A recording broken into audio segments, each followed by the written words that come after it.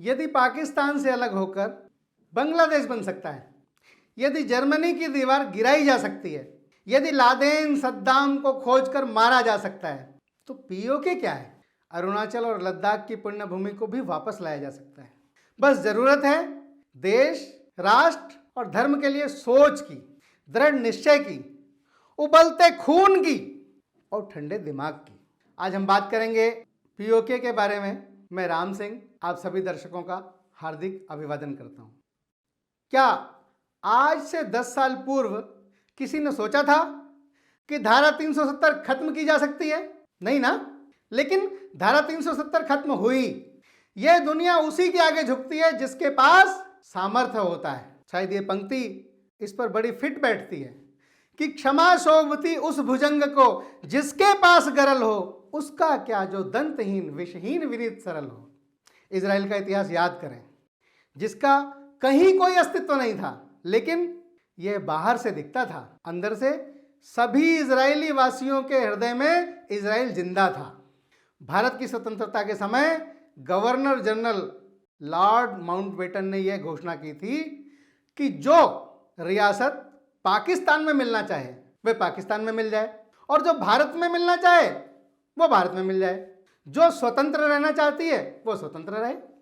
इसलिए कश्मीर की रियासत के राजा हरि सिंह जी ने स्वयं को स्वतंत्र रखने की घोषणा की। पाकिस्तान कश्मीर को अपने राज्य में मिलाना चाहता था। इसलिए 22 अक्टूबर 1947 को उत्तर पश्चिमी सीमा प्रांत के कबायलियों के भेष में पाकिस्तानी सेना ने कश्मीर में घुसपैठ कर आक्रमण कर दिया। महाराजा हरि सिंह ने अपनी हार निकट देखकर भारत के सरकार से सहायता मांगी और विलय पत्र पर हस्ताक्षर किए। फलस्वरूप 27 अक्टूबर को भारतीय सेना कश्मीर में पहुंच चुकी थी। तभी भारत के प्रधानमंत्री पंडित जवाहरलाल नेहरू ने जम्मू कश्मीर विवाद को स्वयं देख लेने को कहा, जबकि भारतीय रियासतों के विलय के काम को सरदार पटेल जी देख रहे थे। जवाहरलाल नेहरू जी ने 1 जनवरी 1948 को सुरक्षा परिषद में शिकायत की कि पाकिस्तान की सहायता से कबायलियों ने भारत के प्रमुख अंग कश्मीर पर आक्रमण कर दिया है, जिससे अंतर्राष्ट्रीय शांति व सुरक्षा को खतरा है। यह नेहरू जी का एक गलत निर्णय था। संयुक्त राष्ट्र संघ ने 5 राष्ट्रों का एक आयोग बनाया और उसे कहा कि वे अध्ययन करें। आयोग ने 13 अगस्त 1948 को दोनों पक्षों से युद्ध बंद करने व समझौता करने के लिए कहा। इसके बाद दोनों ही देश भारत और पाकिस्तान वार्ता के लिए सहमत हुए और 1 जनवरी 1949 को युद्ध विराम हो गया। युद्ध विराम के साथ एक नई सीमा रेखा निर्धारित हो गई और पाकिस्तान के हाथ में कश्मीर का 32,000 वर्ग मील क्षेत्रफल चला गया, जिसकी जनसंख्या उस समय 7 लाख थी। तो इस प्रकार से संयुक्त राष्ट्र संघ में जाने के कारण से ही भारत का जम्मू कश्मीर का कुछ भाग पाकिस्तान के पास चला गया। उसे ही पीओके कहा गया। अगर नेहरू जी वह विवाद संयुक्त राष्ट्र संघ में ना ले जाते और अगर जम्मू कश्मीर रियासत का पूरा काम सरदार वल्लभ भाई पटेल देखते, तो यकीनन उस वक्त जम्मू कश्मीर पूर्णतया भारत का भाग होता। उम्मीद पर दुनिया कायम है। आपने कहावत तो सुनी होगी। अब आते हैं मुद्दे की बात पर। सबसे पहले पीओके यानी पाकिस्तान अधिकृत कश्मीर वापस लेने में भारत के लिए अब तक की सबसे बड़ी अड़चन सरकार की इच्छा शक्ति रही है। क्यों कह रहा हूं ये? क्योंकि 2014 से पहले देश में अधिकतर समय कांग्रेस का शासन रहा। आश्चर्य की बात है कि कश्मीर का बड़ा हिस्सा सहित गिलगित बाल्टिस्तान पाकिस्तान के हाथ गंवाने वाली कांग्रेस कभी इन क्षेत्रों को वापस लेने के लिए गंभीर नहीं रही।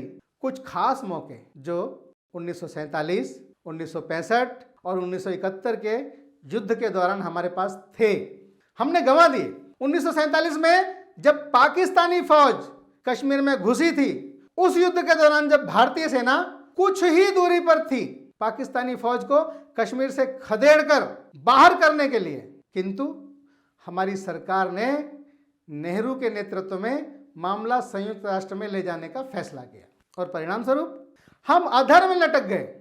1971 में जब हमने बांग्लादेश आजाद करवाया, क्या वो सही मौका नहीं था कि हम कश्मीर का अपना क्षेत्र वापस प्राप्त करते? आइए जानते हैं मित्रों, भारत के लिए क्यों अहम है पीओके। कश्मीर को भारत का मुकुट कहा गया है। आजाद से ही कश्मीर भारत का अभिन्न अंग रहा है। हालांकि अब बदले हुए परिस्थिति में यह जानना जरूरी है कि कश्मीर भारत के लिए इतना अहम क्यों है। पहला, आंतरिक सुरक्षा। भारत की आंतरिक सुरक्षा के लिए कश्मीर बहुत अहम है, क्योंकि जिस हिस्से में पाक का कब्जा है उसमें आतंकवादियों का ठिकाना है, जो भारत को अस्थिर करने और विकास की गति को प्रभावित करने के काम में मदद करता है। इससे निपटने के लिए जरूरी है कि पूरे कश्मीर पर भारत का नियंत्रण होना चाहिए। दूसरा, दक्षिण एशियाई देशों में जमीनी संपर्क। भारत के विकास के लिए जरूरी है कि दक्षिण एशियाई देशों में जमीनी संपर्क बने। मौजूदा परिस्थिति में ऐसा नहीं है। दरअसल अफगानिस्तान के रास्ते भारत बाकी दक्षिण एशियाई राष्ट्रों से सीधे जुड़ सकता है। कश्मीर के जिस हिस्से से अफगानिस्तान की सीमा सटती है वह पीओके में पड़ता है। इसलिए भारत का दक्षिण एशियाई राष्ट्रों के बीच अभी हवाई संपर्क है, जमीनी संपर्क नहीं है। तीसरा, प्राकृतिक संपदा।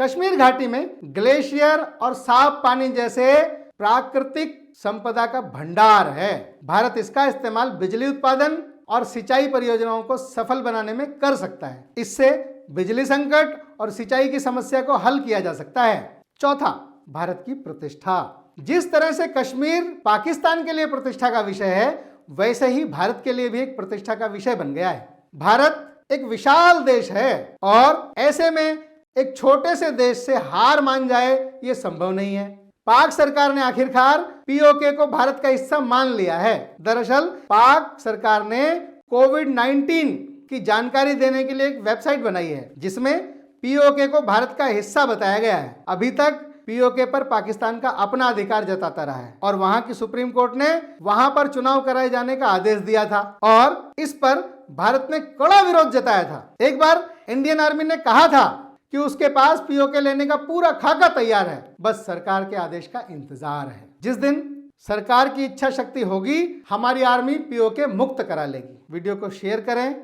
लाइक करें, कमेंट बॉक्स में आप अपने विचार भी जरूर रखें। वीडियो के अंत तक बने रहने के लिए आप सभी का बहुत बहुत धन्यवाद। नमस्कार।